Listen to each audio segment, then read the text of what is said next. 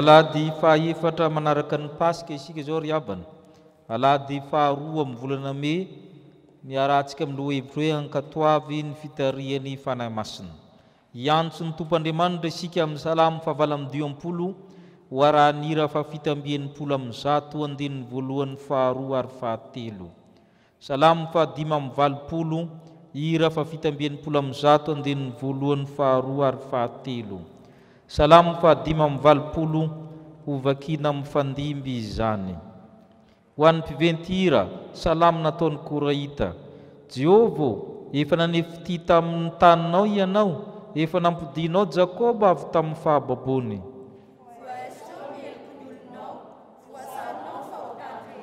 Efa nampijana ny fahatezeranao rehetra ianao, ary niala tamin'ny fahatezeranao amin'ny rehetra.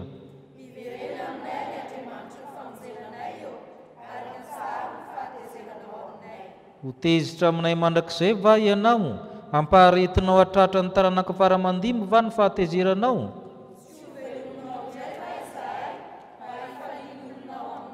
Aseho anay ny famindramponao Jehova, ka omeo anay ny famonjenao.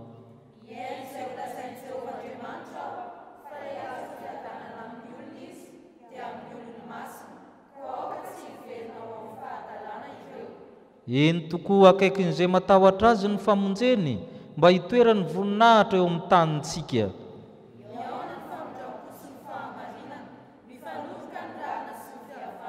Ny fahamarinana mitsimoka amin'ny tany, ary ny rariny mitsinjo eny an-danitra.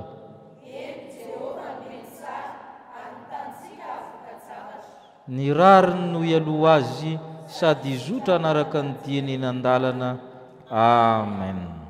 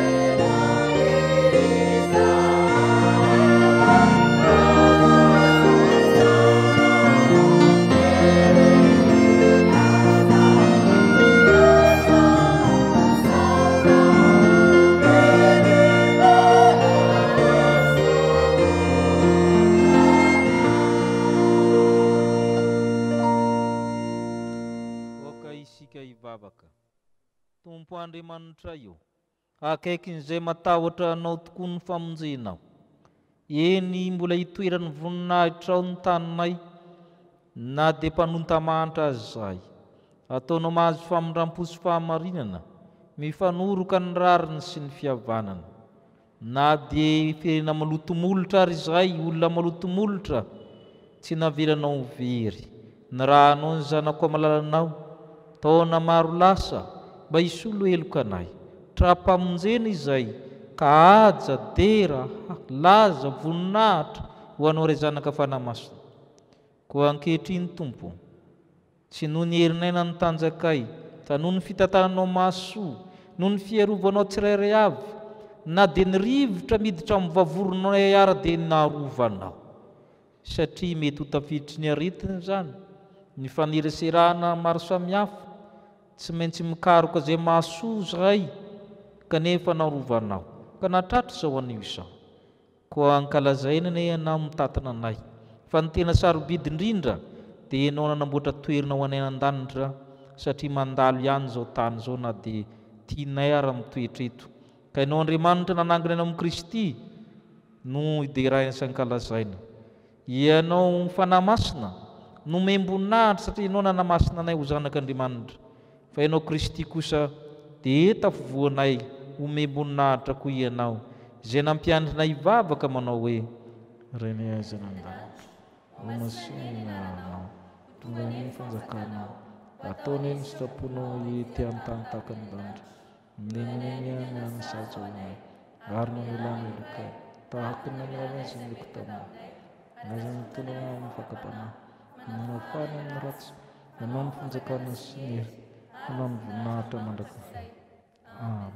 Hipetraka isika hiomana amin'ny fianona amin'ny tenin'Andriamanitra, ny raha fanampin'ny fahaenina no raintsika hiomanantsika amin'izany.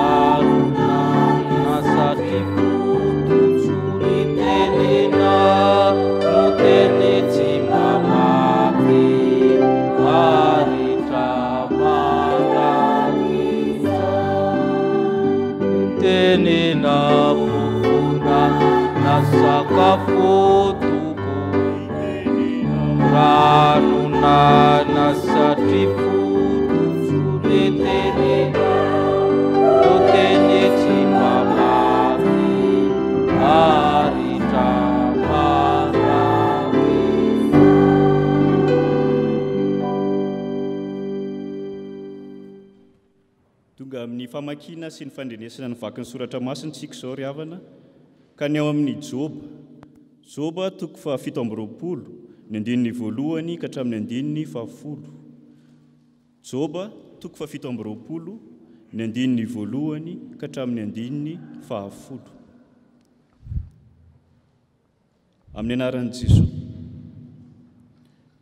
Dia mbola nandrosina nanao teny ihany Joba ka nanao hoe: raha velona koa Andriamanitra izay efa nandatsy hanome ahy ny rariny sy ny tsotoa izay efa nampangidy ny haiko, fa mbola tanatiko ihany ny haiko, ary eo mba voroko ny fanahin'Andriamanitra, dia tsy hanao teny tsy marina ny molotro, ary tsy hanao nipitaka ny lelako.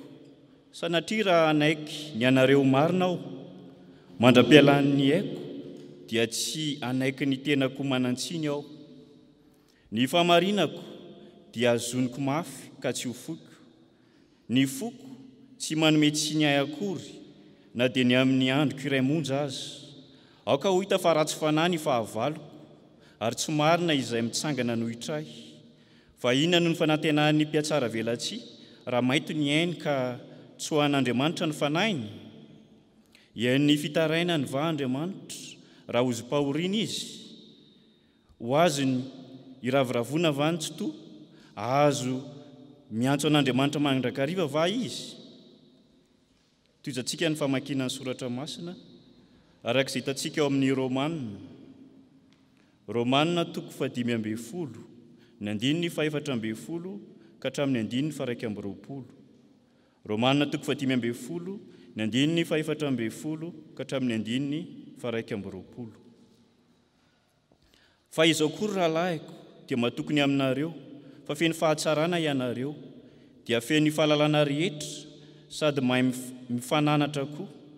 Kanefa amin'ny fahasahiana no anoratako ny teny sasany aminareo, toy ny mampatsiaro anareo indray noho ny fahasoavana nomen'Andriamanitra ahy, mba ho mpanompon Kristy Jesosy ho an'ny jentilisa aho, ka manao fampom-pivavahana amin'ny torikon'ny filazantsara an'Andriamanitra, mba ho raisina amin'ny fankasitrahana ny fanatitra, dia ny jentilisa rehetra no hamasin'ny fanahy masina, ka dia manana izay ataoko rehare ao amin'ny Kristy Jesosy aho noho ny amin'Andriamanitra. Fa tsy saiko lazaina izay zavatra tsy nampanaovin Kristy ahy, na tamin'ny teny, na tamin'ny asa, mba hampanaiky ny jentilisa, dia tamin'ny herin'ny famantarana sy ny fahagagana, ary tamin'ny herin'ny fanahy masina, dia hatrany Jerosalema ka manodidina hatrany Ilirikiona no natanterahako ny fitoriako ny filazantsara ny Kristy. Koa dia nataoko voninahitry ny tory ny filazantsara toy izao, tsy eo amin'izay efa niantsona ny Kristy anefa, fa ndrao hanovina eo ambonin'izay efa nahorin'ny sasany aho, fa araka ny voasoratra hoe: izay tsy nilazana azy no hahita, ary izay tsy nandre no hanfantatra. Hofaranantsika ny famakiana ny soratra masina arak'izay hitantsika eo amin'ny filazantsara araka Luka toko 12, ny 1:9 ka hatramin'ny 1:12. Luka toko 12, ny 1:9 ka hatramin'ny 1:12. Rehefa hitantsika izany dia ndehantsika hitsangana hamaky ny filazantsara. Fa lazaiko aminareo, nazovo no manaiky ahy eo anatrehan'ny olona, dia eken'ny zanak'olona kosa izy eo anatrehan'ny anjelin'Andriamanitra. Fa izay mandahay eo anatrehan'ny olona, dia ho lavina kosa izy eo anatrehan'ny anjelin'Andriamanitra. Fa nazovo no hanao teny hanohitra ny zanak'olona, dia azo famelan-keloka. Fa izay mitena ratsy ny fanahy masina, dia tsy mba azo famelan-keloka. Ary raha mitondra anareo amin'ny sinagoga sy ny mpanapaka, ary manampahefana izy, dia aza manahy izay avalinareo na izay ho lazainareo, fa ny fanahy masina no hampianatra anareo amin'izany ora izany izay mety ho lazainareo. Amen. Ray masina, manamasinana amin'ny fahamarinana, ny teninao ny fahamarinana. Amen.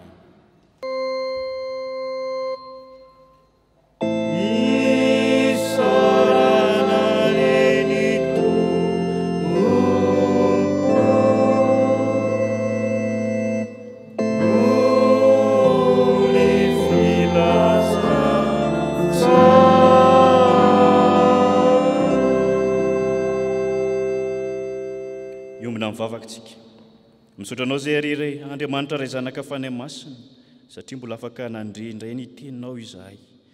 Ankehitriny dia mangataka amin'ny fanahinao masina hatrany izahay hitarika anay, ahafahanay mahay mandray marina izay teny ampitondranao amin'ny mpanomponao, ary mpanomponao dia anao tokoa ny fanahinao masina tokoa ny hitarika azy, anendry ny lelany, anambara ny sitraponao amin'ny vahoakanao. Amin'ny anaranao Jesosy nanaovanay izany vavaka izany. Amen. ny 9 sy ny 7 amin'ny 12 amin'ny roanjato.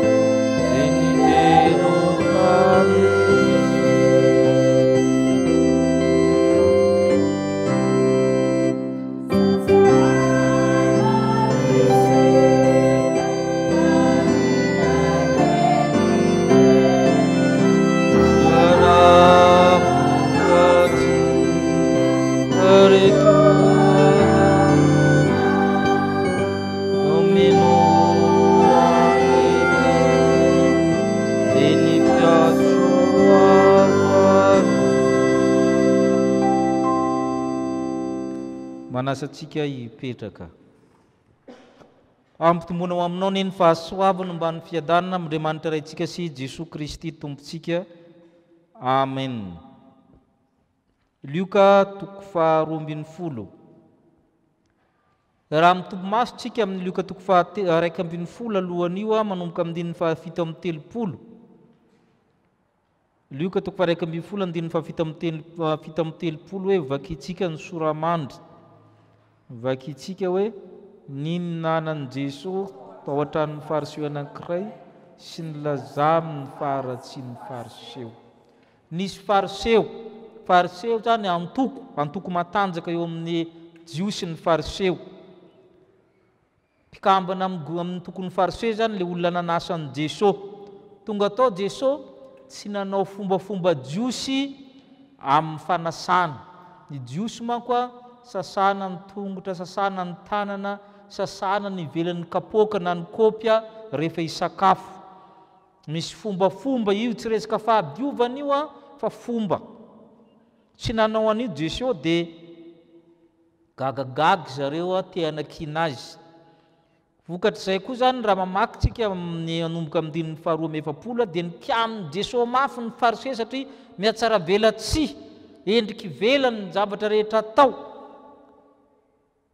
Rehefa voakina mafy ny fariseo mihatsara vela tsia dia nisy mpanoradalàna koa teo niteny hoe zay koa ny mba ohatrany mba voakasika izany.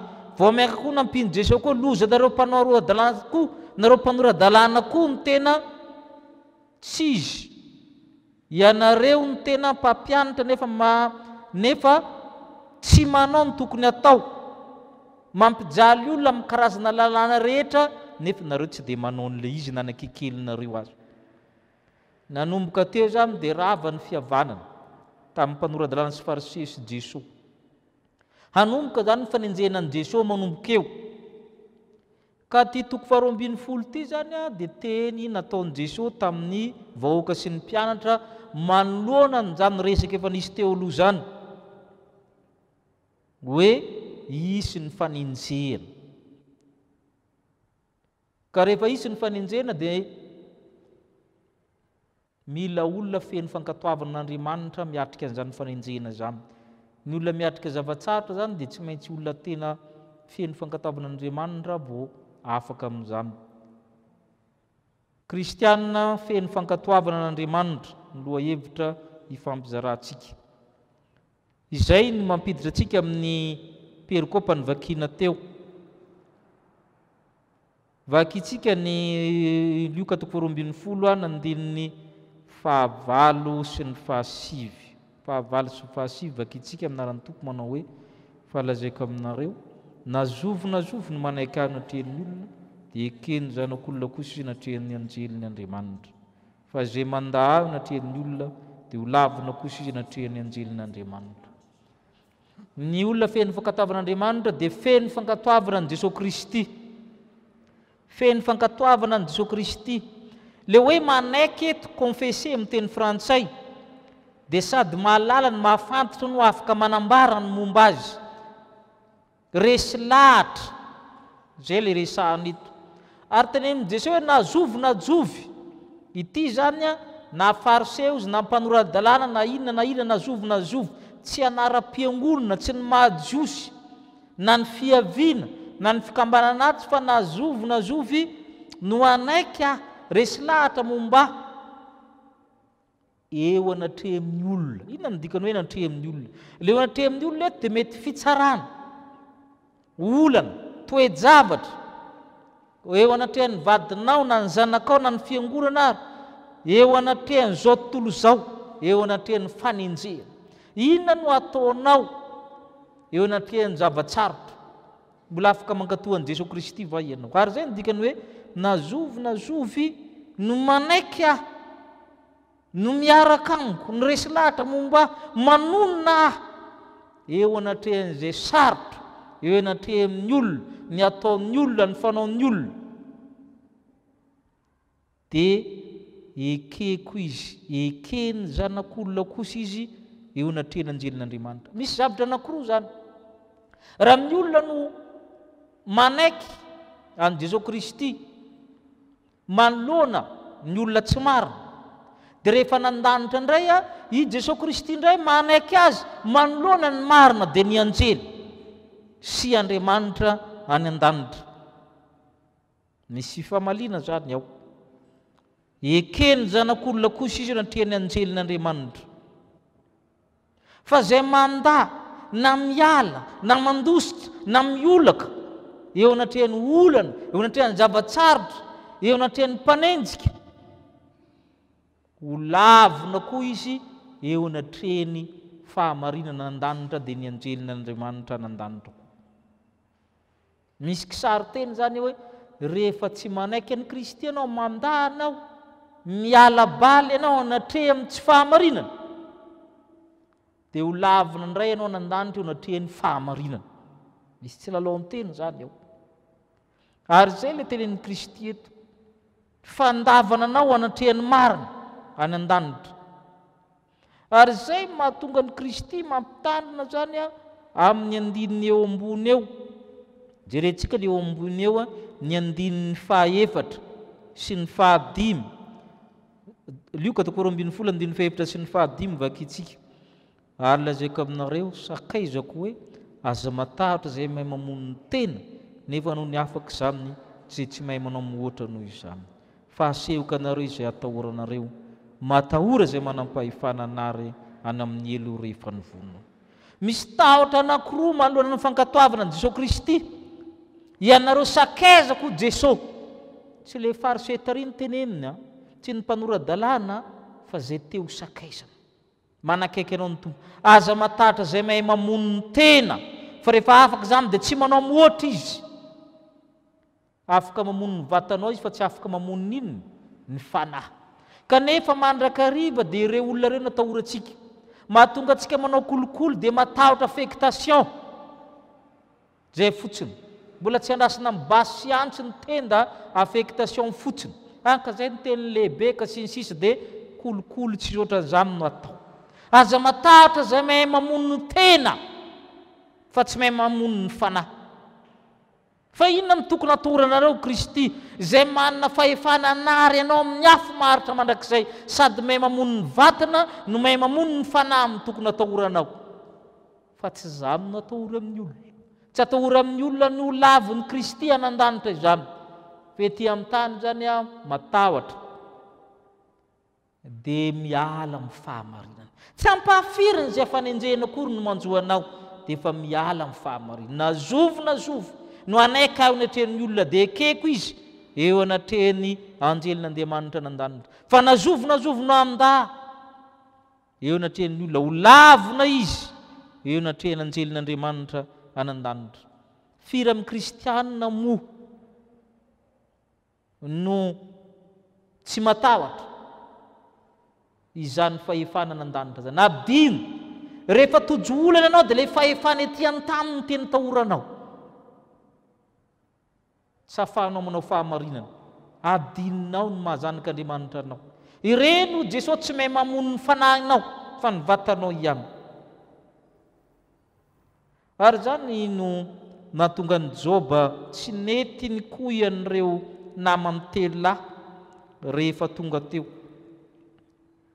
Joba fatatsika tsy niala tamin'ny fahamarina izy, manoloana ny fahoriana ny aretana, manomezantsina an'Andriamanitra ianao ho ny vadina, miala amin'Andriamanitra ianao.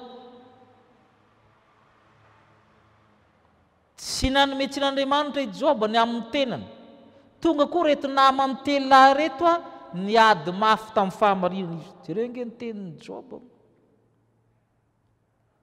Fa mbola natoky aminy haiko izy ary mba vaoroko ny fanan'Andriamanitra. Dia tsy hanao teny tsy marina io molotra io, io teniteny foana antsika io rehefa imason'ny hafa, zavatra madinidinika amin'ny samy tanora dia efa tsy voavalin'ny sasany dia manompa ny olona dia manompa koa, manaratsy ny olona dia manaratsy koa, menatra sao dia atao kristianina, menatra dia sao atao hoe pastera. Ny fahamarinako dia noazoniko mafy ka tsy foko ho Joba, ary ny foko tsy manometsiny ianao. Oko hita fa ratsy fanahy ny fahavalo, ary tsy marina izay mitsangana manotra.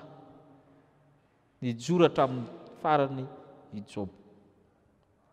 Ary izay ny ilaina amintsika ny fankatoavana ny Kristy tsy misy fepetra. Ary matetika ny Satana io tsy manomboka amin'ny zavatra ngeza, zavatra madinidinika ny anombohany, dia miengeza. Raha zavatra madinidinika reny tsy resinao, dia miomany ianao fa ny zavatra ngeza tsy ho resinao mihitsy. Manomboka ny Yesu kely ataon'ny olona anao dia efa miforotra, atao hoe zanak'Andriamanitra. Vao mainka hoe zany hoe voatsindry amin'ny fahefana zany, vao mainka moa zany hoe enjena ho vonoana izany.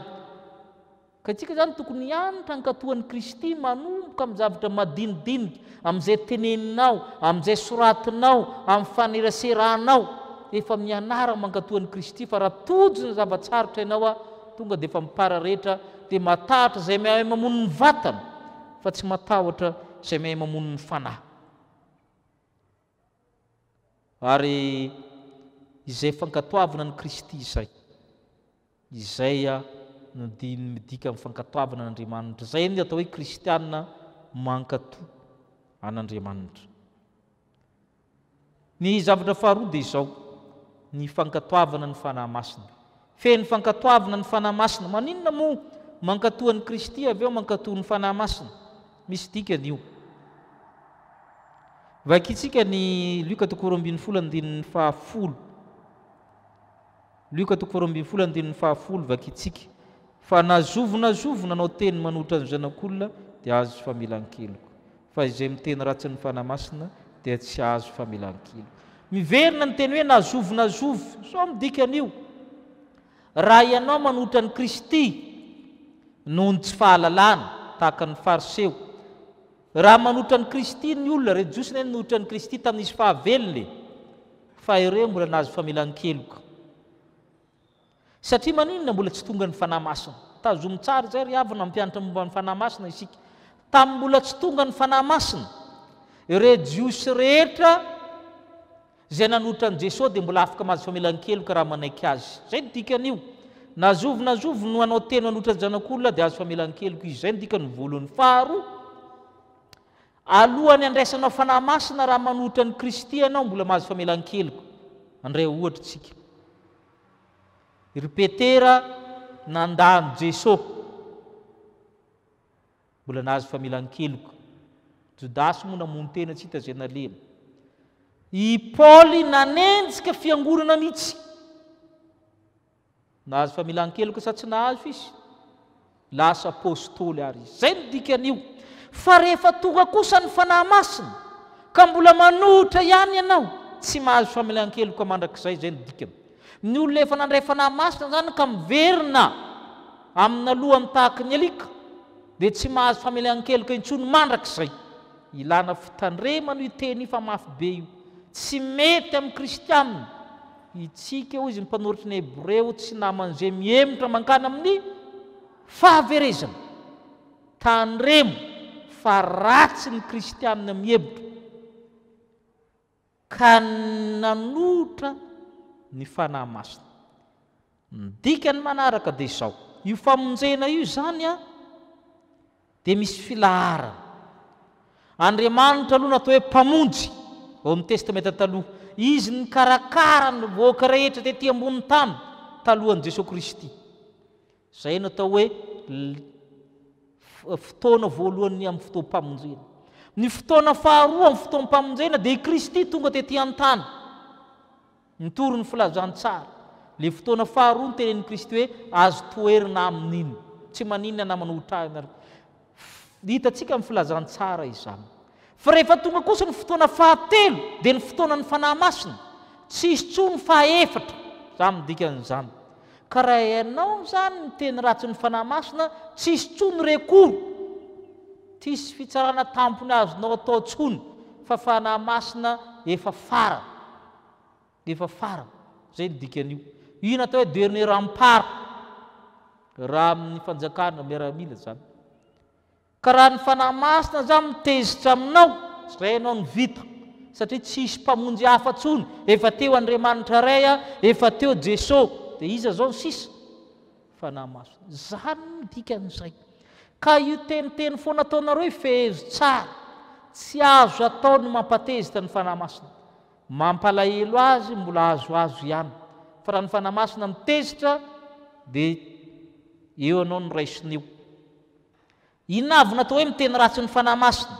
Anankiray le hoe misandoka fanahy masina. Tsisy fanahy masina koa misandoka fanahy masina, ary la mode be zany amin'izao fotoana izao. Pastera sandoka, mpitondra vana sandoka rehetra io, teny ratsy ny fanahy masina reny. Ny miteny ratsy ny fanahy masina koa, ny olona misy fanahy masina lazainao fa tsisy, lazainao fa fanahy maloto. I Jesosy manko nataony zareo an'izany, ry havanao amin'ny Luka 1:10 io. Mba jereo nge ny Luka 1:10 hoe ny andininy faha-efatra ambin'ny folo sy 5:10, andininy faha-efatra ambin'ny folo sy 5:10. Vakitsika Luka 1:10. Ary Jesosy namoaka demonia mona, ary efa nivoaka ny demonia dia niteny le mona ka dia gaga ny vahoaka. Fa hoy ny sasany, Belzebuba alohan'ny demonia namoahany demonia. I Jesosy ndray zany nataony zareo fa misy demonia, mamoaka demonia amin'ny alalan'ny demonia. Nampitandrina Jesosy zay ny valiny hoe tsy fanao ny teny olom-baositra na pastera na olom-baositra hoe iny tsisy fanahy masina iny. Tandremo sao hiteny ratsy ny fanahy masina ianao. Ny miteny ratsy ny fanahy masina koa dia manao tsinitsinina ny asan'ny fanahy masina. Tsy fanajana ny zavatra masina ao amin'ny fiangonana. Ka izao manko ny olana amin'ny fanahy masina io. Tsy hitanao izy tezitra, tsy hitanao izy faty. Anaka ny olona anatin'ny fiangonana zany dia mizara telo ny olona anatin'ny fiangonana. Oka zava-tsara, ary vitsy ny olona samy miteny an'izany. Misy andian'olona mivavaka ao anatin'ny fiangonana fa efa nilaozan'ny fanahy masina satria miteny ratsy azy. Mankao am-piangonana isan'andro reo, mety tompona andraikitra, mety mpitondra vavahana ary, mety ho mpandray, mety ho dekona, olom-baositra. Fa reo efa voafafa ny anarana, sponsor mankanan-danitra reo, mpanao rakitra fotsiny, mpikarakara, mpihira, sy ny sisa. Misy zany ry havana, efa nifafan'ny fanahy masina ary tsy avotra tsony. Misy antokony olona zay maro anisa ao amin'ny fiangonana. Izy mbola mianatra momba ny finoana. Andalan'ny mpamonjena izy, ireo ny maro anisa ao anatin'ny fiangonana. Mbola maro ny zavatra tsy hainy. Ireo ny antokony olona faharoa. Ny antokony olona fahatelo indray ireo zay fa azo antoka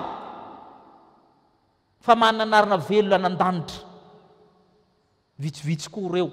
Ka reto maro be reto zany no misy ny fiangonana, ka le maro be ny olana na izy miverina mankaty na izy miroso mankana amin'ilay hovonjena. Azitsika ve zany ry havana? Le maro be reto le fandoritan'Andriamanitra sy ny devoly. Satria le tsy voavonjy ty manko efa tsy ilain'Andriamanitra tsony, tsy rarainy tsony iny satria efa niteny ratsy ny fanahy masina. Fa amin'le maro be eto Andriamanitra misitona azy mankana amin'ny famonjena, devoly misitona azy mankana amin'ny fitenenan ratsy ny fanahy masina. Zay le sarin'ny fiangonana fanirirotra eo zany. Ka misy antokony olona telo zany ao. Eritrereto hoe aiza ny misy anao amin'ireo. Aiza ny misy anao amin'ireo. Ary zay mahatonga ny Paoly apôstôly amin'ny Romanina 10:10. Jentilisany io Paoly tsy lasa zanak'Andriamanitra raha tsy hamasininy. Jentilisa ho Paul dia olona nangonina tahaka amin'ny ondry na omby dia namasininy fanamasina dia natao fanatitra. Romanina 12:10 ny 2:9 no vakitsika. Romanina 12:10 maompanompon'ny Kristy Jesosy ho an'ny jentilisa ka manao fanompompavahana amin'ny toriky ny filazantsara'Andriamanitra mba ho raisina amin'ny fankasitrahana ny fanatitra dia ny jentilisa rehefa no amasininy ny fanamasina. Itsika jentilisa zany, itsika natao hoe jentilisa olona tsy jiosy ny toriana filazantsara ho Paul no amasininy mba atao fanatitra ho an'Andriamanitra. Ka raha le fanamasina manamasina ny lavinao ho masina le fanatitra za tsy ho masina, eo ianao ny raisiny eo. Zay ny dikany. Tsy vitan'izany ihany fa ny filazantsara tsy mandeha raha tsisy ny herin'ny fanamasina ho Paul. Amin'ny 7:10 indray vakitsika, na 7:10 dia tamin'ny herin'ny famantana sy ny fahagagana ary tamin'ny herin'ny fanamasina dia hatrany Jerusalema manodidina hatrany Ikoniana na tanterahako ny fitoriana ny filazantsara ny Kristy. Raha io herin'ny fanamasina tsy ao anatin'ny filazantsara dia miala maina koa ianao. Zay ny dikan'izay. Ka itsika zany tokony hankatoa ny fanahy masina. Fa zay mandany io zany dia tsisy zavatra azo atao tsony fa izy ny farany. Izy ny fara famonjen'Andriamanitra izao tontolo izao. Fomba ihany eny miteny hoe i Jesosy Kristy ny fara famonjeny. Fomba ihany. Fa ny fanahy masina ny tena fara famonjeny. Fiteny ihany koa miteny hoe mandraisa ny Kristy. Fa tadidio fa Kristy anan-danitra. Fa ny tena raisitsika dia ny fanahy masina. Fanahy masina ny tena mipetraka anatsika fa fiteny ihany Kristy mipetraka ao satria Andriamanitra ray zanaka fanahy masina. Fa ny tena izy dia ny fanahy masina ety ambony tany, fa i Jesosy efa nan-danitra. Zay ny tena izy. Fa zay toeran'ny fanahy masina zany no toeran'ny Jesosy satria ny fanahy masina no solon'ny Jesosy Kristy aty an-tany. Vavolombelony manambaran'ny Kristy. Tsy vitan'izany fa ny fankatavana ny fanahy masina ny tena hiatrehanao koa zany fanenjehana zany zavatsarotra. Vakitsika amin'izay verenitsika ny Luka 12:12 ny 1:12 sy ny 2:12. Amin'ny 1:12 sy ny 2:12. Ary raha mitondra anareo any amin'ny sinagoga sy ny mpanapaka ary ny manam-pahefana izy dia aza manazy avalinareo na zay ho lazainareo. Fa ny fanahy masina mampianatra anareo amin'izany oro izany zay mety ho lazainareo. Inona ary nataoko raha tojo ny sarotra hoe patronko ary manery manenjika ato ny fahavalo manao ny tsirarina amiko. Misy fomba tsika olombelona ary toetsaina ahitsin'Andriamanitra foana fa tsy mety vohitsy satria tsika sarotra itsy.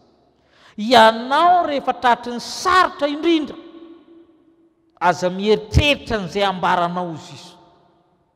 Sarotra manatateraka an'izany itsika rehefa monjy tribunal misy manenjika zay dia inona ny resako, inona ny tena mba torohevitra tsy zay le fanao. Tsy zamina zay nyty soratra masina ty, aza manahy amin'izay avalinareo na lazainareo. Rehefa tena sarotra ho dia io no ampiarin'Andriamanitra. Fa io dia tsy vitatsika. Fa ahoana ho zay 2:12 fa ny fanahy masina no ampianatra anao. Aza miaro tena kory ianao. Zany rehefa tena sarotra. Fa ny porovolantsika le zavatra efa sarotra ianao mikorompaka inona amin'ny teneniko. Izy ny soratra masina mieritreritra le teneniny andraso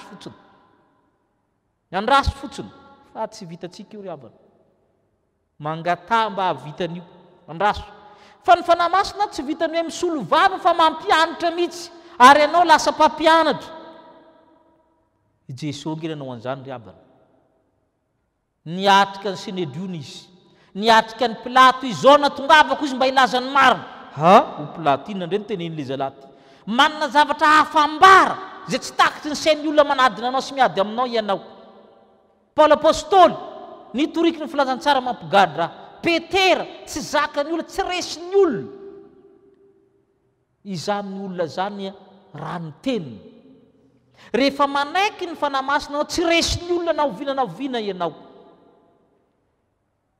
Fa ny olona antsika zany efa niomana fatratra ianao hiteny izy ny fanahy masina ianao ny tehiteny avela ianao hiteny eo. Nefa tsy mahafaka anao akory iny. Le avy amin'ny fanahy masina mitena izy, na afaka ianao na tsy afaka, le avy amin'ny fanahy masina mitena mahavonjy ianao. Na dia hafaty ianao azy, tahaka ny nafatesany Jesosy. Fa sarotra zany. Stefana toriteny mandraka amin'ny toraham-bato fotsiny fa tsy hita zay hamaliana azy. Ohatrany mamaky an'ireny tsika mandalo fotsiny fa tsy mahatsikaritra an'izany teneniko zany. Rehefa tena tahatra ny sarotra hozy izy, aza miteny, aza mieritreritra, aza manahy. Omenanao zany fanahy masina mpianatranao zay teneny amin'izany manoloana fanenjena, manoloana ny zavatra rehetra. Ary zany ny ampianarina anareo. Ary nandray manahirana amin'izy hoe inona miteneny. Miantso amin'ny telefônina ny olona manontany ny pastera, ny teneny vice pastera hoe mivavaka anareo tsy afa-po le olona. Fa mitady zavatra avy amin'ny pastera izy ho teneniny amin'ilay olona miady aminy sy takan'izany. Ka io le teny ny fanahy masina nanome an'io. Pastera miteny hoe mivavaka ho anao dia ampy anao, dikazay mangataka le fanahy masina izy ho aminao ao. Le vali teny aminao mba avy amin'ny fanahy masina, zay ny dikany mivavaka ataon'ny pastera io, avanao anareo tsy mahazo an'ilay izy. Rehefa misy zavatra aminao dia izy pastera mivavaka ho anao, inona le ataony io? Mihainao fanahy masina mihitsy mandehana amin'ny olona io teny aminy. Fa ny olonao miandra n'le valiteny omeny pastera ianao sy omeny olo-kafa, fa tsy miandra le omeny fanahy masina. Ny kristianina mankatoa feno fankatavan'Andriamanitra ary avana dia mankatoa ny Kristy. Tsy menatra ny Kristy na amin'ny zavatra bitika na amin'ny zavatra ngeza. Fa manaiky fa za zanak'Andriamanitra, za kristianina, ninona teneninao, na manoloana ny fitiavam-bola na fitiavan-karena na fijangajanganana na inona, zanak'Andriamanitra mankatoa ny Kristy. Ary ny faharoa, mitandrina mba hankatoa ny fanahy masina, tsy teniteny foana manoloana ny zavatra masina, manoloana ny fiangonana. Betsaka amin'ny olona miteniteny foana manaratsy fiangonana zao, na mitambajotra na amin'inona, sao dia mba hiteny ratsy fanahy masina nareo. Moramora ihany, za dia milaza aminao, na pastera na mpitondra vary na inona ianao na iza, fery ihany ny zavatra tenenao momba ny fiangonana fa vatany Kristy io, tempolon'ny fanahy masina io. Fa rehefa ianao fafany fanahy masina ny anaranao, rerapony ianao mankaty am-piangonana, mankao amin'ny fiangonanao, fa tsy mahazo famelan-keloka mandrakizay ianao. Fa ny olona mankatoa n'Andriamanitra dia mankatoa ny Kristy sy ny fanahy masina. Oran'Andriamanitra ririny ny voninahitra. Amen.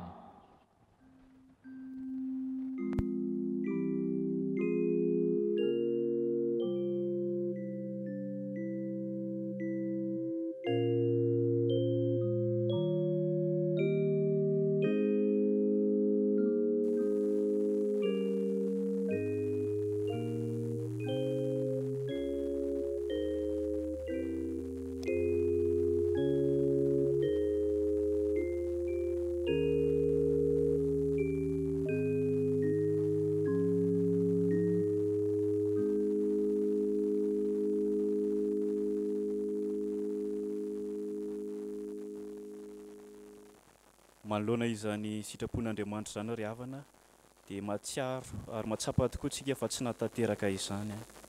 Ka andeha tsika hifona eo anatrehan'Andriamanitra amin'ny alalan'izao vavaka fifonana izao.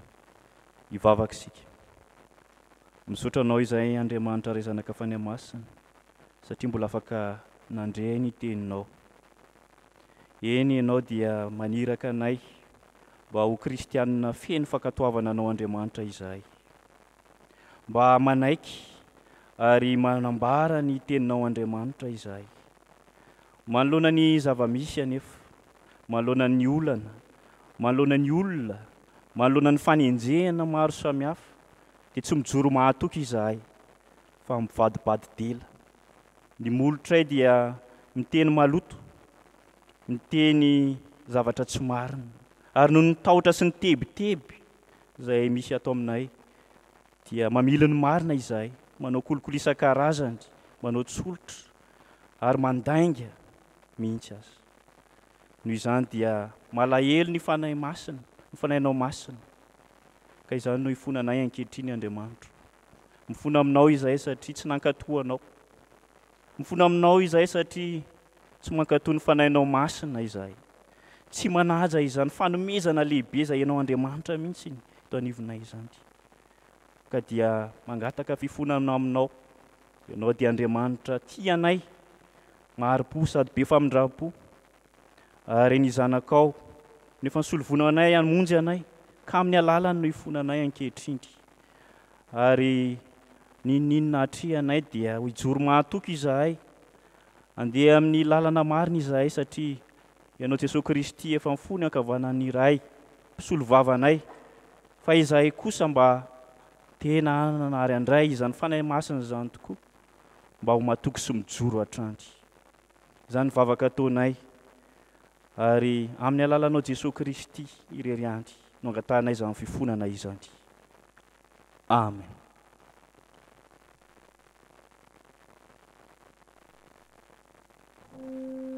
Ataontsika ny hira 720 sy 721 fatelo ary faefatra.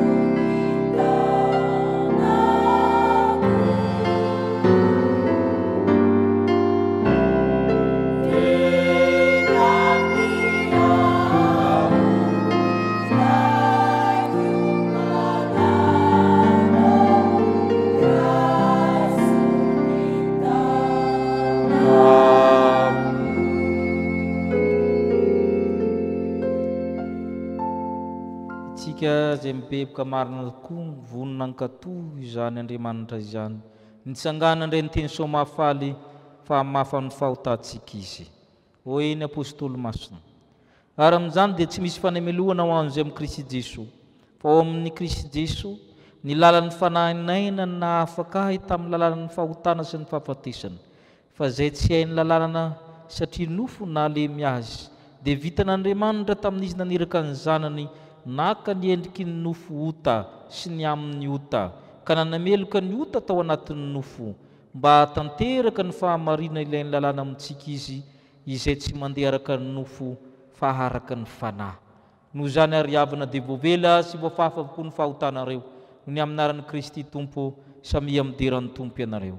Sambatra ny olona izay vevela amin'ny elony, sy voasarona ny fahotana.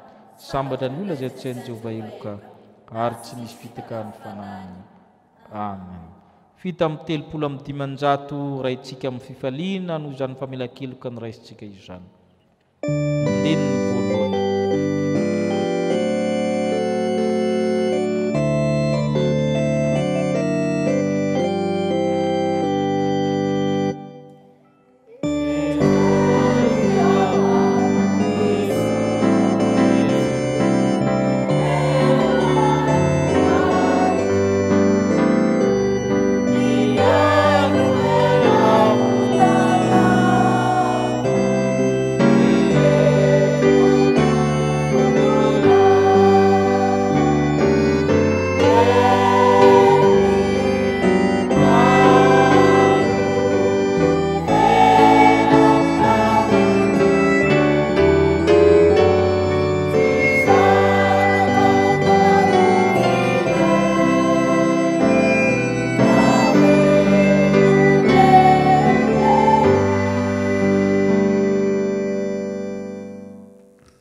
Iombona mivavaka fangatana isika riavako.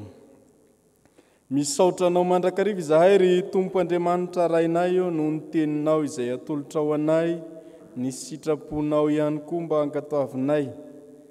Nampahafantarinao anay Tompo, ny antsoinao hoe Kristianina feno fankatoavana anao Andriamanitra, dia nisan'izany fankatoavana an Jesosy Kristy eo anatrehan'ny olona, eo anatrehan'izao tontolo izao, ary indrindra fa eo anatrehan'ny olana sy izay zavatsarotra lalovanay, dia izany no hekena fa anao Andriamanitra ary mankatoa anao. Ny fanekenanao Jesosy Kristy no mahafiangonana ny fiangonana, manaiky anao Tompo, mankatoa ny baikonao. Koa indreto izahay fiangonanao Tompo, manaiky anao izahay ho Tompo sy mpamonjinay, ka tsy handahanao na sendra fanenjehana aza, fa hijoro mandrakariva fa anao Jesosy Kristy Tompo ary manaiky anao. Ny Kristianina feno fankatoavana anao Andriamanitra dia tsy ny fankatoavana Jesosy Kristy Tompo ihany, fa eo ihany koa ny fankatoavana ny fanahy masina. Vonina ary manaiky koa izahay fiangonana ny ankatoanao fanahy masina, izay mpampianatra sy mpitarika anay ho amin'ny fiainana, mba tsy hahatonga anay ho amin'ny fahaverezana. Eo anatrehan'ny zavatra izay lalovanay ankehitriny, dia tario sy ampianary mandrakariva izay fanahy masina, mba tsy hanao izay mampalahelo anao, tsy hanao tsinotsinona anao ihany koa, sy izay fitarianao anay. Mandrakariva mantsy, dia mandeha amin'ny fisainanay amin'ny maha-olombelona anay izay, ka tsy miaino izay baikonao fanahy masina intsony. Hany ka mangina ianao. Manomboka izao kosa Tompo, dia indreto izahay vonina ny ankatoanao, vonina ny hotarianao. Izany teny rehetra rena izany ny fanahy masina, mba hampahatsiahivinao anay mandrakariva, ka ho tandremanay fatratra tokoa, na aiza toerana misy anay, na inona sehatra hijoroanay Tompo, dia asehonay amin'ny fankatoavana anao eo amin'ny fiainanay. Dia izany Tompo no vavakay, kanefa tsy adinay ihany koa mitondram-bavaka, ny kristianina tsirairay avy, indrindra fa izay manaraka izao fanompoam-piavana izao any amin'ny isan'ny tokantrano any, dia ianao fanahy masina anie no hampiombona azy ireo fo saina fanahy amin'ny fiangonana manontolo, ary ho amasinao ihany koa izany fotoana tanterahana izany. Dia hiditra eo anivon'ny ankonana tsirairay avy ianao ka atserovany fa ao anatiny ianao fanahy masina ary miaraka amin'ny mandrakariva. Ataonay amin'ny anaran'i Jesosy Kristy Tompo izany vavaka izany. Amen. Ny kristianina izay feno fankatavana an'Andriamanitra ry havako dia tsy menatra fa sahy manambara ny finoany an'Andriamanitra Ray sy Jesosy Kristy Tompo ary ny fanahy masina eo anatrehan'izao tontolo izao. Ko andeha iarahantsika rehetra miombona ny fanekempinoana laharana faharoana ny fanekempinoana nikeanina izany. Isika mino an'Andriamanitra iray, izy toa mpanao lanitra sy ny tany, ary ny zavatra rehetra na ny hita na ny tsy hita, ary an' Jesosy Kristy Tompo iray, zanaka lahy tokan'Andriamanitra, nateraky ny ray talohan'izao rehetra izao, ny mazava avy amin'ny mazava, Andriamanitra tokoa avy amin'Andriamanitra, nateraka fa tsy natao, miray amin'ny zavatra rehetra. Izy nahariana izao tontolo izao, noho ny amintsika olombelona sady ho famonjenantsika, dia nidina avy tany an-danitra izy, natao mifanahy masina nofo avy tamin'ny Maria Virjiny. Dia tonga olona izy, nombona teo amin'ny hazo fijaliana ho fanavotana antsika. Tamin'ny nanapahany Ponty Pilato izy, maty izy ka naleva, nitsangana tamin'ny maty tamin'ny andro fahatelo, araka izay voasoratra izy. Niakatra ho any an-danitra izy, ary nipetraka eo tany ankavanana iray. Avy any neviany iray amin'ny voninahitra, tsara ny velona sy ny maty, ary mandrakizay ny fanjakana. Isika mino fanahy masina, Tompo sady mpanome aina, izay avy amin'ny Ray sy ny Zanaka, ka hitsaona sy ankalazaina miaraka amin'ny Ray sy ny Zanaka. Izy dia niteny tamin'ny vavany mpamono. Isika mino fiangonana iray, masina, miorina amin'ny fanambarany apôstôly, ary manerana izao tontolo izao. Isika manaiky ny batisa iray famelan-keloka, sady manantena ny fitsanganana maty, ary ny fiainana mandrakizay. Amen. Mahazo toerana ianareo ry havako. Tonga amin'ny asa vavolombelona isika dia nirakitra izany hira fanampin'ny fahenina ambin'ny folo no raintsika natanterantsika ny rakitra.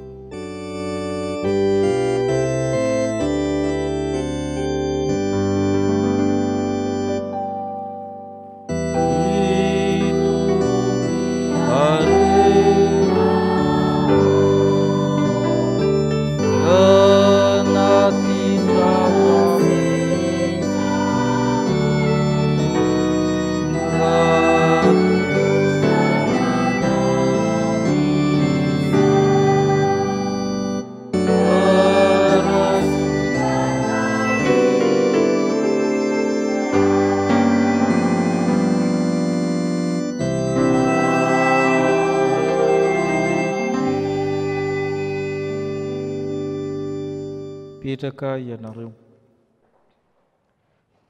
Nisoran'Andriamanitra isika nahatanterahan'izao fanompom-pavahana izao.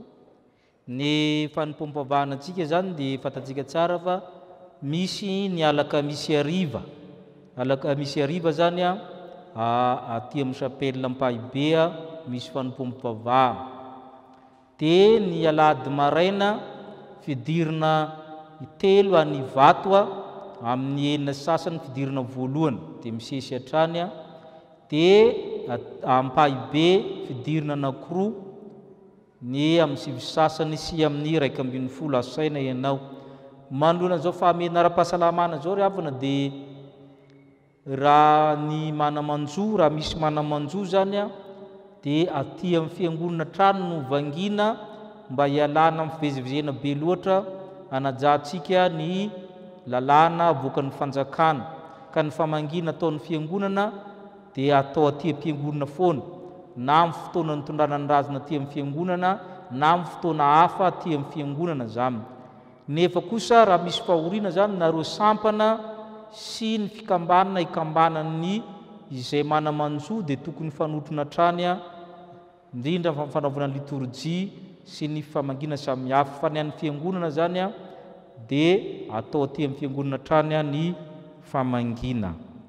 Dia azadinoana ny rojom-bavakantsika isaky ny amin'ny 8 ka hatramin'ny 9 alina. Tahaka izany koa ny sakrameta ry havana. Ny sakrameta dia atao anelanelan'le fidirana indroa na intelo ireo. Dia nareo fianakaviana zany tonga zany anelakelaky ireo fidirana intelo na indroa ireo dia manao ny sakrameta batisa isika tiana resahana amin'izany. Ary torak'izany koa ny fanoloran-jaza azo atao dia azo atao anelakelaky ireo fotoana ireo. Azo atao koa ny maka fotoana asabotsy. Marina zao fotoana zao amin'ny fifaliana isika ry havana tsy angina reny oby raiky amin'ny 2telonjato ny andinin'ny voalohany sy ny faharoa alohan'ny sodrano, ny andinin'ny fahatelo aroan'ny sodrano. Hitsangana isika.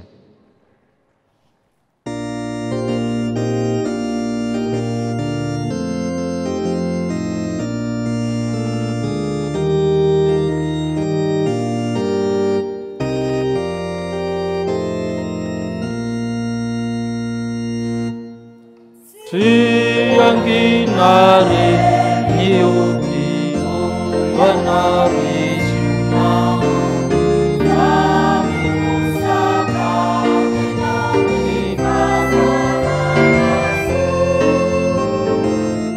esakenuka enukwami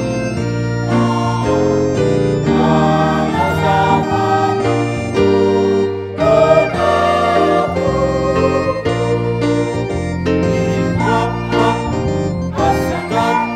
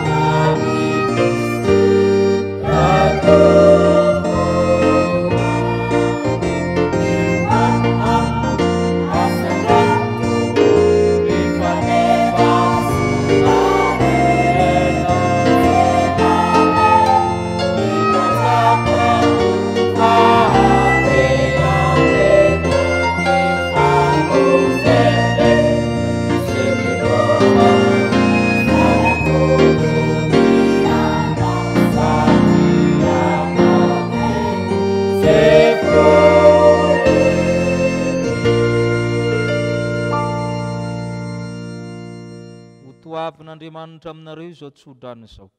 Andriamanitra ny fiadanana izay moatro ny fanarehetra hiaro ny fonareo, hiaro ny hevitrareo, hiaro ny fitiavanareo, hiaro ny tokantranonareo. Any Andriamanitra ny fitiavana rehetra, hanomenareo fiadanana, ka ho tahinao raha miditra, ho tahinao raha mivoaka amin'ny tokantranonareo. Ka ny fahasoavan'i Jesoa Kristy, ny fitiavan'Andriamanitra iray, fampiraisina eny amin'ny fanamasina hitantana anareo, n'aiza n'aiza lehanareo, amin'ny fankatoavanareo an'Andriamanitra. Amen.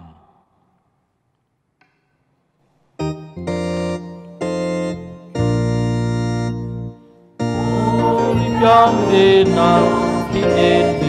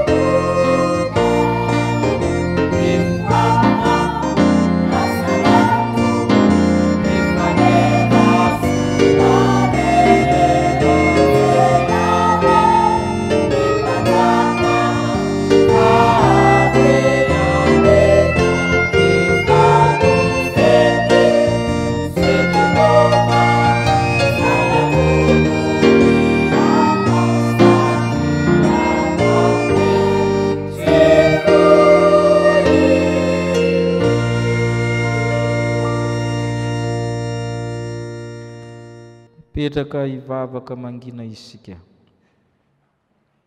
Falazaiko aminareo, nazovo ny manaiky aho natrehan'ny olona dia kely zanak'olona kosa izy eo natrehan'ny anjelin'Andriamanitra. Fa ny fanahy masina no ampianatra nareo amin'izany oro izany izay mety ho lazainareo. Ho an'Andriamanitra irery ny voninahitra, amin'ny anaran'ny Ray sy ny Zanaka ary ny fanahy masina. Amen.